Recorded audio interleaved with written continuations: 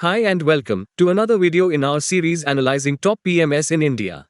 In today's video, we'll be exploring the Capitalmind Surge India Fund, a portfolio management services scheme launched by Capitalmind Financial Services Private Limited. You can check out our previous videos by clicking the info button, where we've covered PMS schemes from Abacus Asset Manager, Stallion Asset, 361, and many more. In this video, we'll break down everything you need to know, including the fund's basic details, investment strategy, portfolio composition by market cap, holdings and sectors, insights about the fund manager, investment details including fees and lock-in periods, returns generated, and tax implications on your earnings from the Capitalmind Surge India Fund. Let's start with the fund analysis. But first, a quick introduction to PA Wealth. We're an investment services group offering stocks, PMS, mutual funds, alternative investment funds, insurance, and startup investments. We upload research videos on different companies, mutual funds, and financial topics every week. Subscribe to our channel and hit the bell icon to stay updated on the latest market trends and potential multi-bagger stocks. Let's start with the basic details. This scheme was launched on November 2, 2017. This PMS scheme currently manages assets worth of around 550 crore rupees. The objective of the strategy is to build long-term wealth. Now, let's move on to the investment strategy. The Capitalmind Surge India Fund, formerly Long-Term Multi-Cap, is an actively managed, growth-focused portfolio within the Capitalmind Wealth PMS. It is a diversified portfolio of 30-plus stocks, concentrating on companies positioned to benefit from robust trends in the Indian economy with significant growth potential. Let's look at the portfolio mix by market cap size. Regarding portfolio composition, large cap accounts for 52.7% of the total composition. Mid cap accounts for 15.3% of the total composition. Small cap accounts for 32% of the total composition of the fund.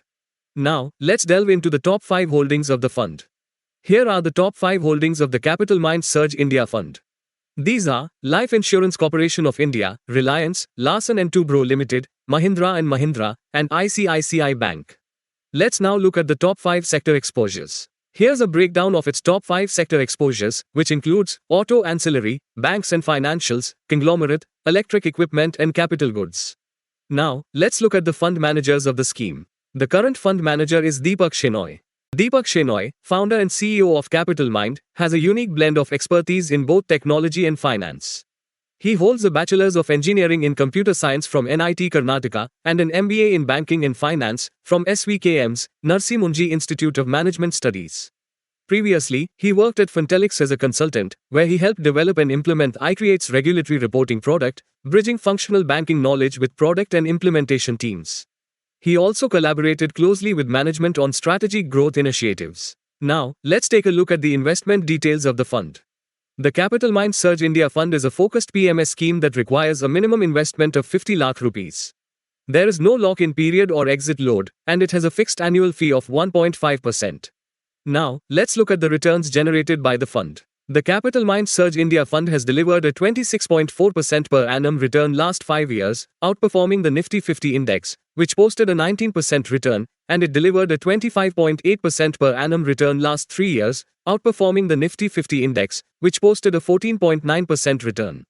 Now, let's take a look at the taxability of earnings from this PMS. First, capital gains taxation. If the PMS stocks are sold after 1 year from the date of investment, gains up to Rs 1.25 lakh in a financial year are exempt from tax. Gains over Rs 1.25 lakh are taxed at the rate of 12.5%. If the PMS stocks are sold within 1 year from the date of investment, the entire amount of gain is taxed at the rate of 20%. Second, dividend taxation. Dividends are added to the income of the investors and taxed according to their respective tax slabs. If an investor's dividend income exceeds Rs 5,000 in a financial year, the fund house also deducts a TDS of 10% before distributing the dividend.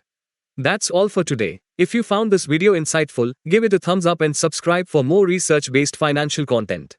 Don't forget to click the bell icon for alerts on potential multi-bagger stocks. Got a PMS scheme in mind that you want us to cover? Just let us know in the comments. In our next video, we'll be covering a scheme from ValueQuest PMS.